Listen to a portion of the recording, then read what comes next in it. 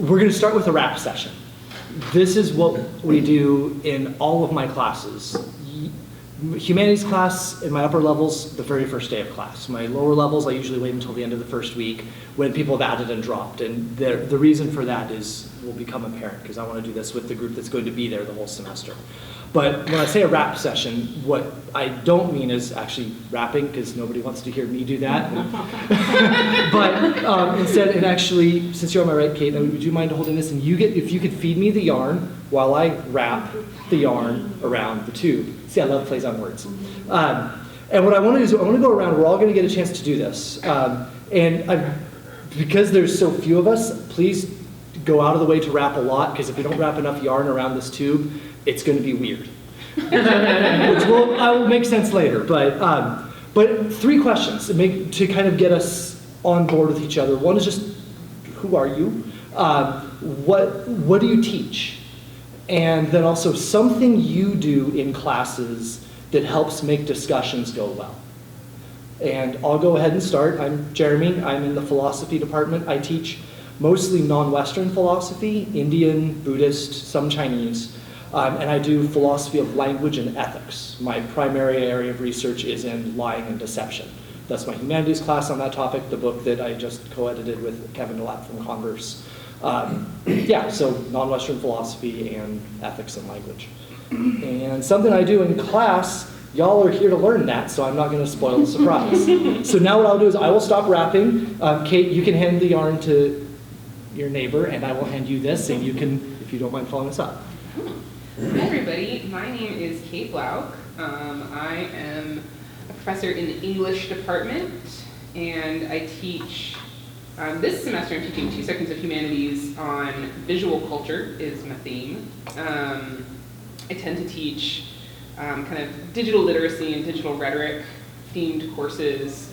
In the spring I'll be teaching writing with sound, because that relates to my administrative role here at Wofford as the director of digital pedagogy. So my classes tend to involve technology. What else?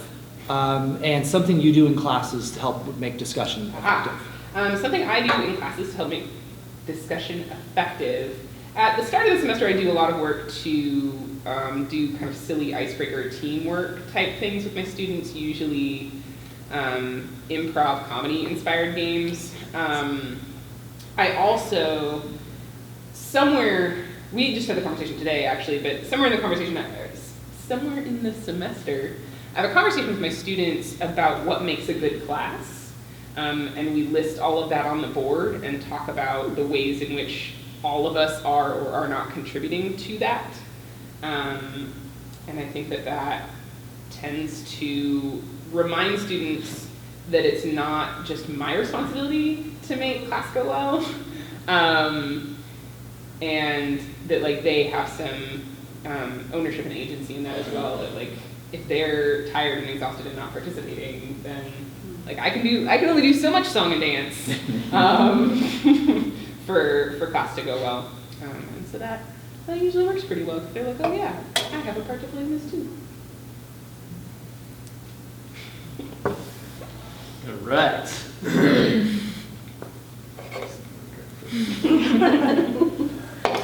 My name is Dan Mathewson, and I am in the religion department. And my area is called religion and culture. Not a terribly descriptive title for what that means, but so I tend to, the courses I teach tend to involve contemporary manifestations of the phenomenon of religion in contemporary society. I'm half paying attention. That sentence may have not phrased it that makes sense. So this semester I'm teaching New Religions of the World. My seminar that I'm teaching is Religion and Law, but I teach courses like Religion and Pop Culture and American Extremism, or Religious Extremism, American Evangelicalism. American extremism. American extremism. This is really distracting. I know. It's hard. That thing's hard. It's supposed to come from here. And every time I've ever done that, it's ended up with a knot in there Oh, halfway through. yeah, That's why I okay. always take it from the outside, yes. Okay. Yeah. I'm worried that you're supposed to be able to take Because I'm it. totally distracted from the fact it's. That's the hard part, doing that. And you're stressed because you're anticipating you're going to do it next.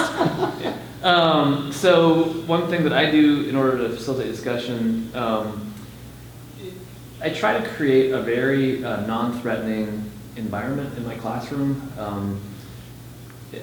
So in teaching religion, it can be a very controversial and personal kind of topic. A lot of people have strong feelings one way or the other about whatever we're studying.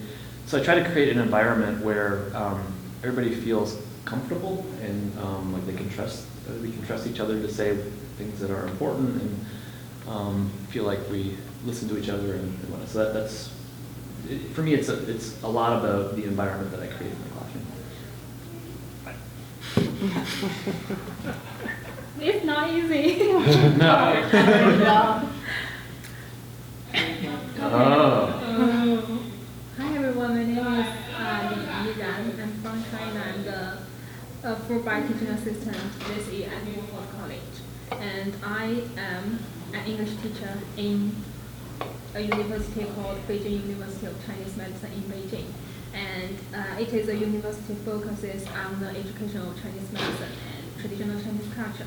So my job and my duty in Beijing is to teach general English and traditional Chinese medicine English. That's my job. And here I'm teaching Chinese. So it's opposite. I need to teach Chinese in my home country and I need to teach Chinese here. So what I have done in my class, so in China, I found that when I talk about gossip and when I talk about something about celebrity, okay, students love, and they can acquire the vocabulary of gossip and celebrity very, very quickly. And it's the same here. And now I try to put the Chinese culture and Chinese language together in my class because I've taught Chinese in the UK for 1 year and I noticed that Teamwork. I know what happened. I noticed that students pay more attention to Chinese culture than the Chinese language because they don't like characters, they like pictures. It's so abstract. So I just try my best. I brought some souvenirs from China to give students in my class. So try to. That's caught your shoe. Try to arouse their attention and integrate the Chinese culture in the Chinese characters. Yeah. Just do it. We're going to take a We can double make it. strands. Would you like a pair of scissors? He came prepared. This must happen. It's not as if this hasn't happened before.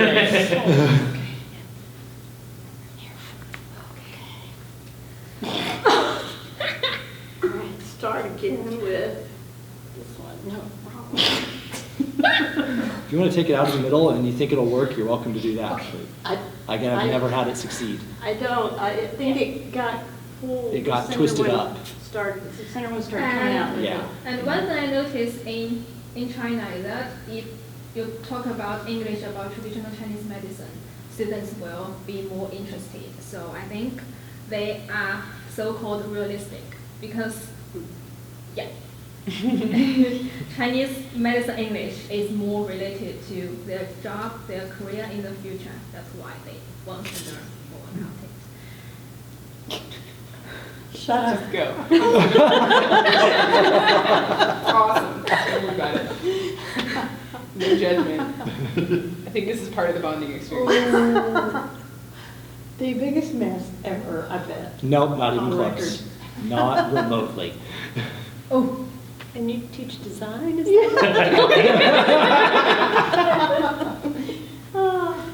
is why I can't do anything visually straightforward. Right?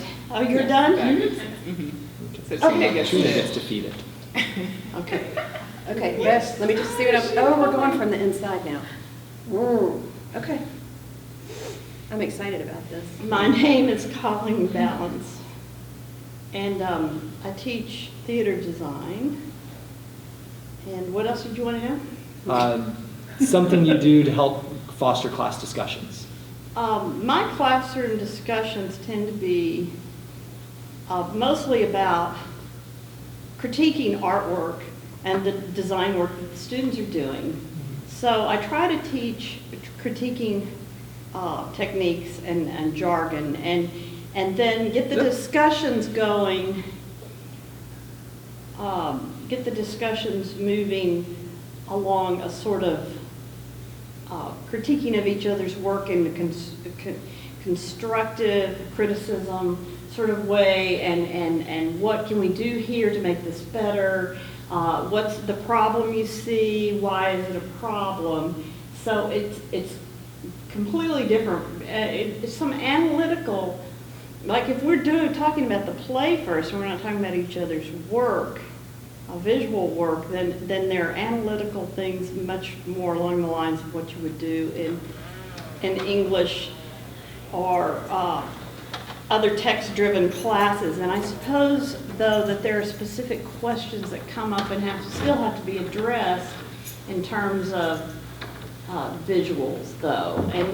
But we do try to back off and talk about metaphor and themes and character types and psychological aspects. So I suppose with that text, I just have questions that I ask. I have an intro to theater class right now, though, that I'm having, which is why I'm here, because I'm having a lot of trouble with this intro class. And so I'm very interested in some better class discussion techniques. I find that I have 21 students. I think that's like almost too many students to have a good discussion. I'm very overwhelmed with large groups.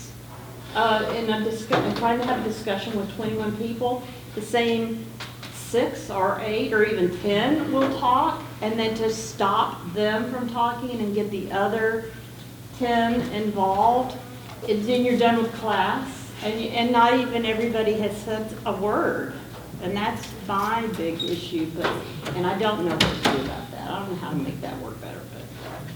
So the language and I guess focusing on what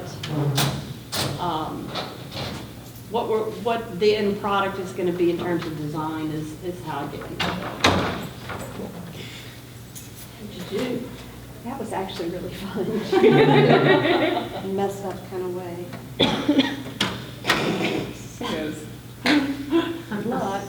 Just need to figure out which part you're going from. Yeah. Okay, not that part.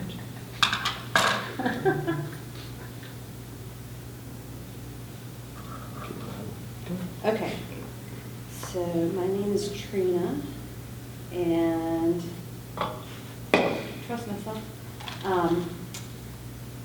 My primary area is Indian Buddhist philosophy of religion, but I teach upper level courses that revolve primarily around India, Hinduism, and Buddhism, and intro-level courses that tend to revolve around understandings of the self as mediated through symbol and myth and ritual. And I also do a lot of work with interfaith studies. And my humanities class this time is actually called Body, Soul, and Afterlife.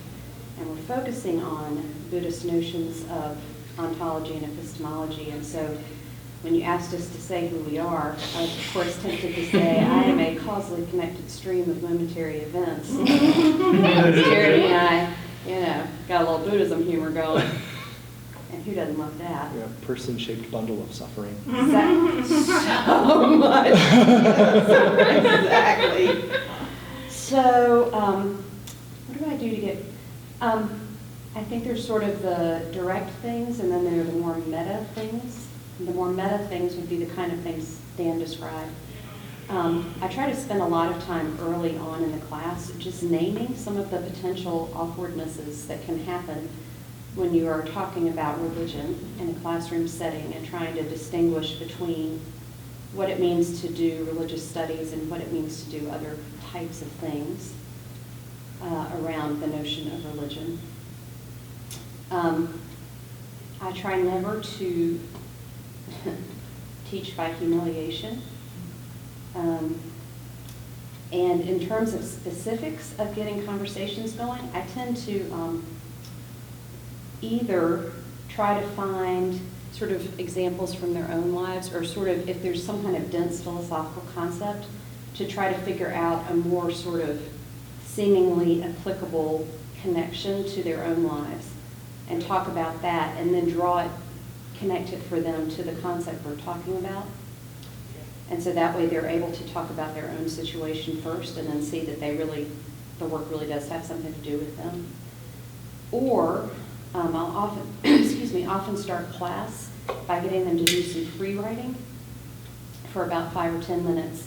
Sometimes it's on a passage from the text. I'll just extract a small thing and just say something like, what does this mean?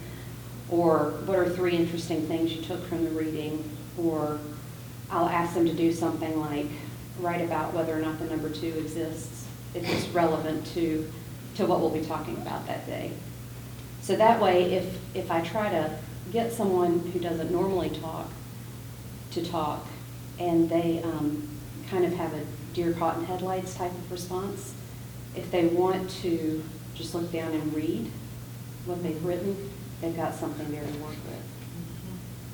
And then I can also, if they feel like somebody else has already said what they wanted to say, they've got other stuff written down, and they usually end up saying more. This might be a signal from the universe that I need to shut up.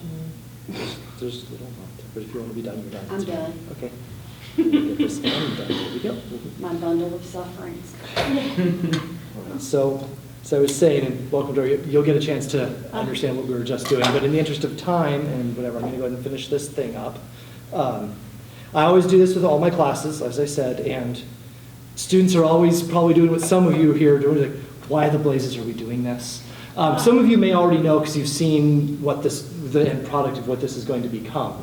What we're going to do is we're going to set this aside. I'm going to ask Kate to help me.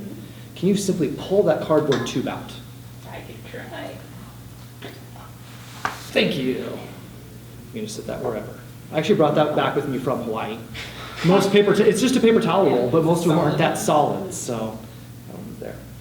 Take this, and it's going to need to go that around.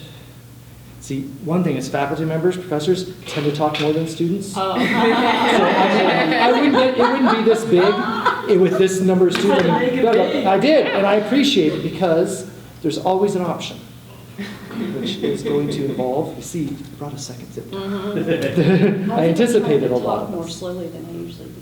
Hmm? I even tried to talk more slowly than I usually do. There, we got it.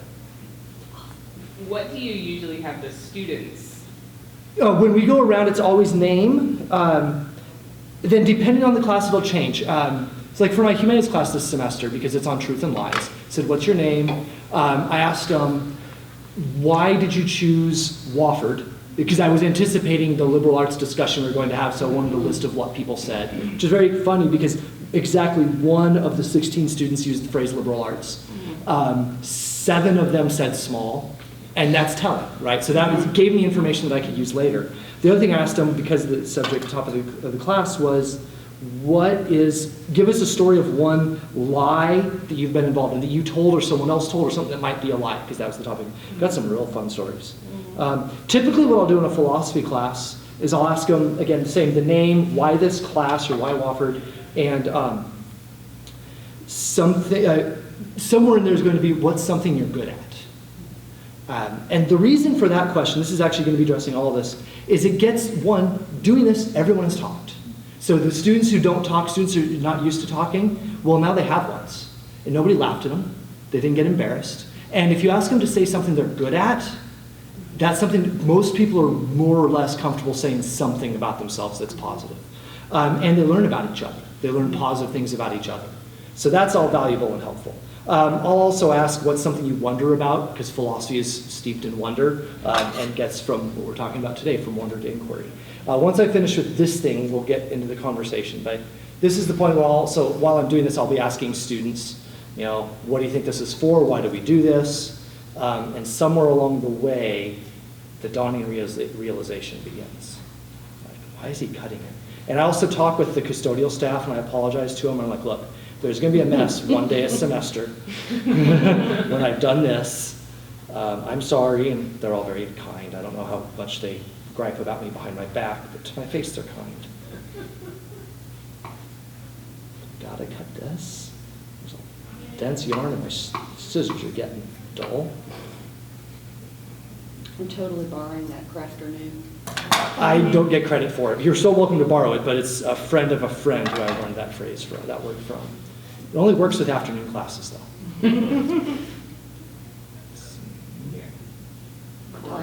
Craft morning is like not what?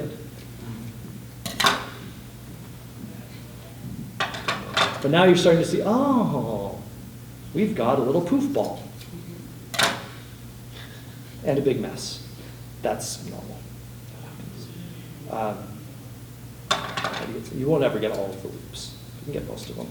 And you learn a lot about students too. Those who are a little bit OCD or identify as such, like, it's not even.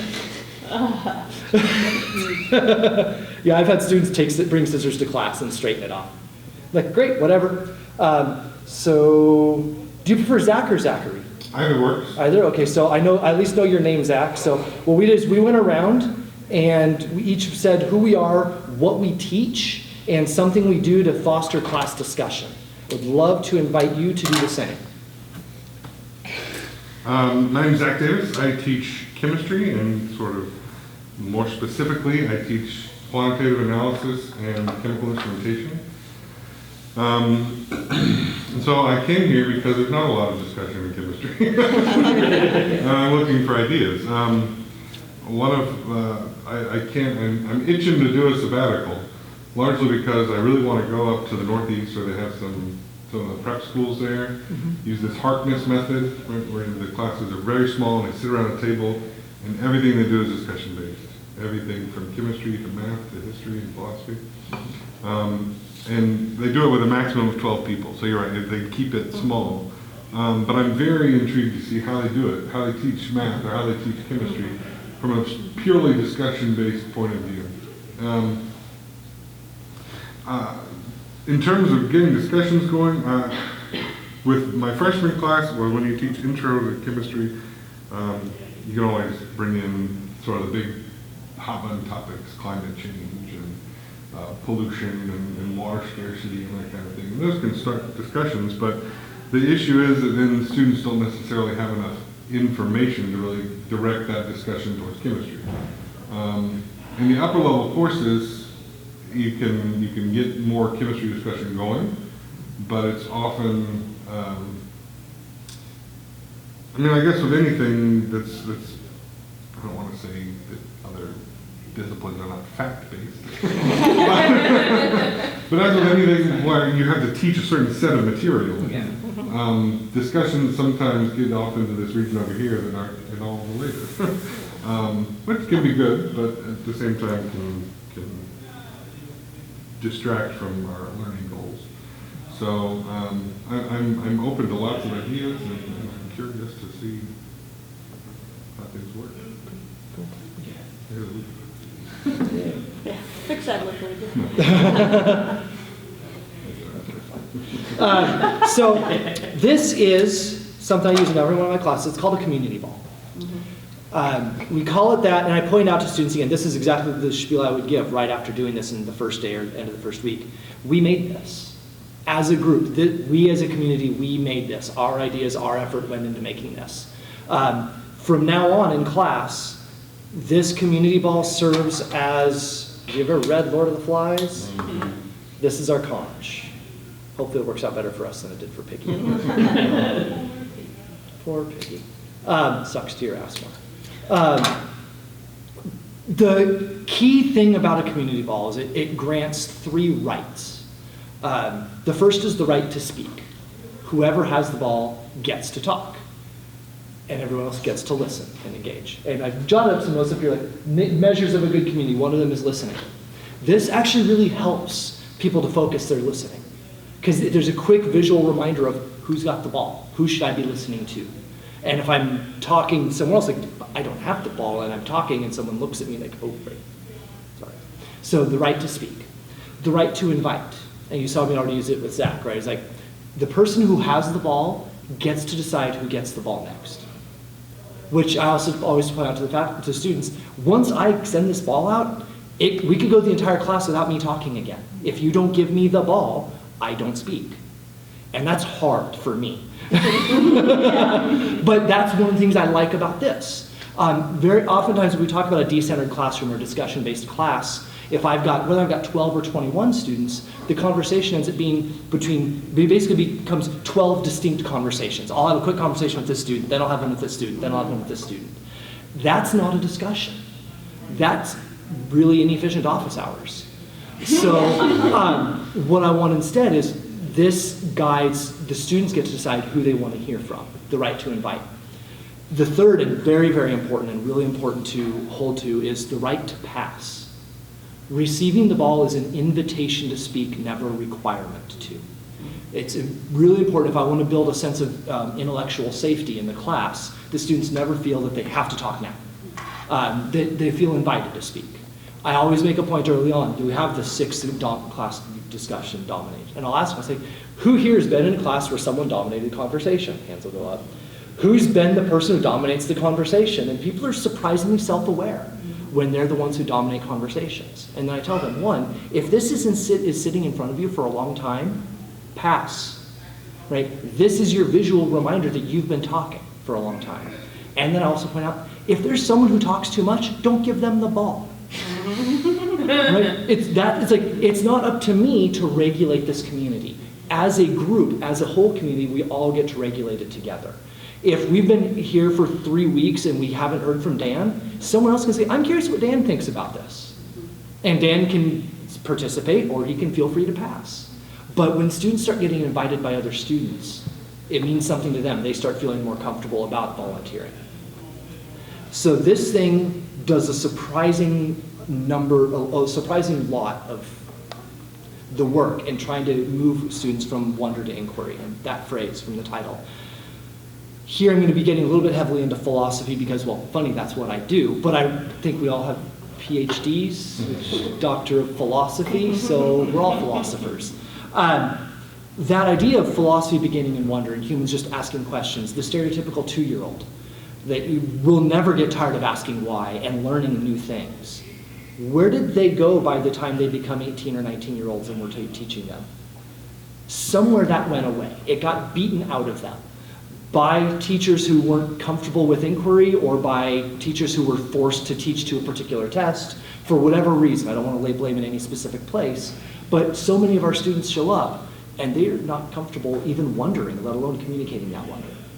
If you can articulate to them the notion of intellectual safety, and it's 2 questions. The first question is ask students, who here can act like they understand something when they don't? Yeah? Who here has ever been in a room, particularly a classroom, where you had a question that you didn't ask? If you've experienced that, you've experienced a lack of intellectual safety. And until we've got a word for it, it's hard to know that. It's hard to understand exactly what that is that we're experiencing. And when you give students that term, give them that name, give them that concept, and allow them to identify their experience and realize, I'm not the only one who has that.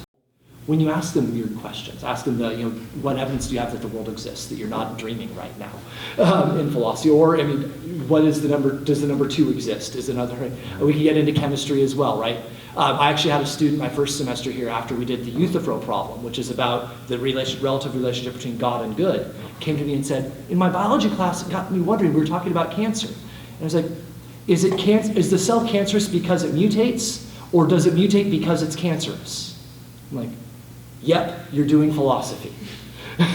So when they start realizing that they can ask these questions again, and they're in a space that's intellectually safe, where we put an idea in the middle of the room and we're examining the idea and we're exploring the idea. We don't put a person in the middle of the room and examine and explore that person. Then they can say, well, maybe not everything is really bad about sexism because. And people are like, what? Well, okay, well, let's look at unpack the assumptions here and figure out it's okay to play devil's advocate. Just because you've advanced this idea doesn't necessarily mean you believe it, you agree with it. Start getting really, really interesting conversations. And the students, like, student will say something that's underinformed or uninformed, and just misrepresents the reading or whatever. And if you're like me, you want to like, give me the ball, let me fix that misunderstanding. If you trust your students, and if the students are comfortable talking, somebody else in the class will point it out. We'll say, well, I read that differently because, or I'm wondering if you're assuming this unfairly. And then those students get reinformed and say, yes, I want to unpack what so-and-so said rather than I want to disagree with so-and-so. The students start feeling more comfortable, more confident in their readings and their interpretation. You move from, I wonder about this, to a genuine community where people trust each other and they're asking each other questions. And they're engaging in a real inquiry, which complexity, confusion, and answers. Again, philosophy. What color is this table? Something pretty basic. It's gray. Okay, but if I look at it, I see a bright spot here, and I see some other color shades there, and everyone else in this room is seeing it from a different angle, seeing a slightly different color. We start realizing that even obvious things are not so obvious. When I drive home to students that confusion is a sign of intellectual progress, which is a fun way to think about it. But the more, if you're not confused, it's because you haven't been thinking about it. If you start thinking about it, you start wondering again, and you realize, yeah, that is really confusing. Why is it that Hillary's been criticized for having a shrill voice, but I can't remember any male politician ever being accused of having a shrill voice? Even if I don't believe in feminism, I can think that's an interesting question. And I can realize that things are more complicated than I thought. And so then I recognize that complexity, which is what that confusion is really a sign of. And then a really good mark of an inquiry is at the end of the class, and we don't always succeed at this because people keep wanting to talk, but if you can stop for 2 or 3 minutes at the end of class and ask, okay, how was this inquiry? Do you have more confusion than you had before? Do you recognize more complexity than you did before? Do you have answers to the questions we started with? And if so, do you have new questions that come out of those answers? And the students start coming to class ready to talk. Their hands are up. Can I have the ball? Like, I want to ask this. I want to ask this. And they start really engaging with each other. And my goal often is to try to come to class and not talk at all. Now, there are times when they need information, like especially a very content-heavy subject like chemistry. I would love to meet with you, Zach, for a while and chat, because I need to brainstorm some ideas and come up with how do I make this happen in a content-heavy type class. I mean, but we all have that. We have content we need our students to learn. How much can we trust them to teach each other, though, in the classroom, rather than just relying on me to teach it, and then them sitting there falling asleep in class and then having to teach themselves anyway? And at this point, I'm talking too much, my mouth's getting dry, so I want to invite anybody else with a question, a comment, a thought, or a concern based on what I've just said. So I'm curious, kind of, like how things start, like if you sort of come to class with the puffball and sort of start with like, okay, here's the things that we're going to talk about today, here are the big ideas, and then like, here's the question that we'll start with, and then throw it out and have somebody receive that, and then it just goes off from there. Excellent. It changes as the semester changes and as the community itself grows. Early in the semester, the key important thing in my mind is getting students talking, getting them to feel safe. That community's got to come first. And so, depending on the subject matter, what the reading was for the day, I'll come up with a very basic question that I try to apply it directly to their life, send the ball around, get everyone to be invited to talk. And then I'll relate that question to the reading and start bringing out what students said. So for instance, if we're doing the notion of Li in Confucianism, ritual propriety, I will send the ball around and I'll ask people, what's a tradition you have with friends or with family, something that you really like, that's important to you? So you get them thinking about, family traditions or friend traditions or whatever, and that sort of ritual, and then I can apply what Confucius is saying to these new ideas. And then there'll be a little bit of a mini lecture there, and then we'll invite discussion. Another thing that's important to do, I try to do this at least once a week, and I usually don't succeed, is you come into the class, especially if it's a relatively accessible reading, and you simply have the students design the question. So by themselves or in pairs, come up with one question that starts from the reading. It's got to be grounded in the reading, but it's also got to go beyond the reading. It can't just be, what does this person say on page 35 or whatever. It's got to go beyond the reading, and it has to be something you're genuinely interested in discussing. And then everybody writes their question on the board.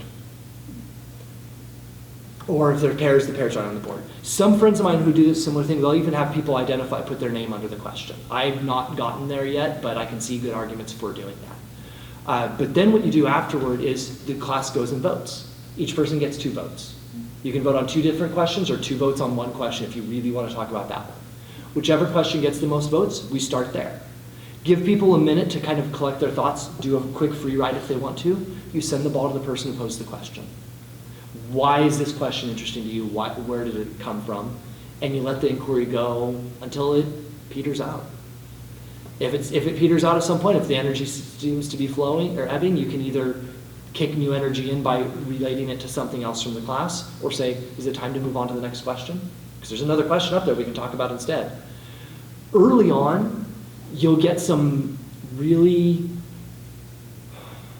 dud conversations, dud inquiries. It'll happen at the beginning. But if you do it regularly, if you do it 6, 7, 8 times over the semester, or 10 or 12, by the end of the semester, they're getting better at formulating their own questions and better at pursuing these questions. And then that's going to help them even out after this class, right? Then they're coming to the readings trying to figure out what questions do I want to ask, not just what's the reading saying. And then they're talking with their classmates, their roommates outside of class, and they're in this habit of engaging in these inquiries. And again, they control who gets the ball and who's asking the questions and who's answering them. Very good question. I think I would have forgotten to mention that part. Thanks. So when you're counting the votes, how do you do that in a way that is time efficient? It's not.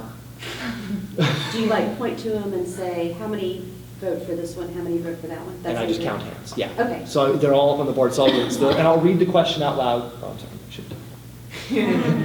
I'll read the question out loud and ask, does anybody need any clarification about any of these questions? If not, then read them out loud. Who votes for this one? Who votes for that one? Ideally, it would be a blind vote, right? Because there's the bias, wait, I don't want to waste my vote if no one else raised their hand. It's an imperfect system, but we're not deciding who's the ruler of the free world. We're deciding what question we want to discuss right now. So it turns out, yeah, it's a little inefficient. It's better with an 80-minute class, but I do it in my 50-minute classes all the time. How do you get people back on track if they start to get silly, or if they start to, play a game that gets out of your control, since you don't have the ball as the professor, maybe I just want to give this to my friend, pass, and it becomes something besides, I'm still talking, give that back. It becomes something besides what it's intended to do. Mm-hmm. Yeah, early on it's very fluffy. And before I forget, I'll answer your question, I promise. But I also have a can of Lysol in my office. I spray these down once a week, and I point that out to students, because otherwise by the end of the semester it's a festering ball of germs and nobody wants to touch it. So I do point that out. I actually haven't had that happen in this is my 6th year at Wofford, and I do it 3 classes every semester, and I've not had it happen. If it did, because sometimes, things don't always go perfectly. It's surprising how self-regulating the class will be when they realize they're empowered to be that way. I will, especially early on, I'll point out, surprisingly, it's more often a male student who will speak up without the ball than it is a female student. But I'll point out, and I've got one student in my humanities class right now who, 2nd week of class, he kept talking. I was like, Stella's got the ball, right? He's like, and finally he's like, but now it's a running joke in the class now. He laughs too, and he realizes that if he raises his hand, they send him the ball. He's like, I feel like you think you all are intimidated by me. Just because I raise my hand doesn't mean you need to give me the ball. So they start becoming self-aware. You can sometimes get 2 people going back and forth on a discussion, a real intense debate. Passing the ball back and forth can be very inefficient. So I've had 2 people, they both collectively hold the ball if they're close to each other, and they'll just have the debate. Or they'll just sit there and say, okay, it's us. As long as the class is fine with it, I'm fine with that too. We've got to be flexible. I will sometimes pipe in, and I will play the authority card, okay, so how is everyone about this discussion between Zach